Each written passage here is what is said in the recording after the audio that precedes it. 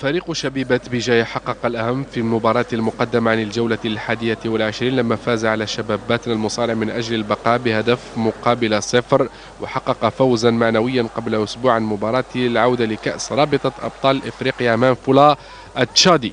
وكانت المحاولة الخطيرة الأولى عن طريق زرارة بهذه التسديدة القوية التي استعمل فيها الحارس بولطيف كاملة براعته من أجل إنقاذ الموقف.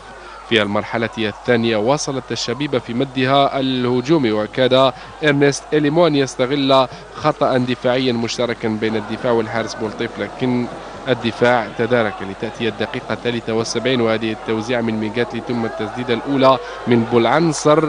الحارس بولطيف يرد وبالأخضر في المكان المناسب يفتتح باب التسجيل لفريقه في الدقيقة 73. الهدف هو الثالث لعمار بالأخضر هذا الموسم بألوان الشبيبة. النتيجة كانت تكون أثقل لصالح فريق شبيبة بجاية لو استغل بولعنصر هذه التسديدة التي تألق فيها الحارس بولطيف، وأبعد الخطر مرة أخرى إرنست إليمو هو الآخر، فوت على فريقه فرصة إضافة الهدف الثاني لتنتهي المباراة بفوز مهم ومعنوي لفريق شبيبة بجاية.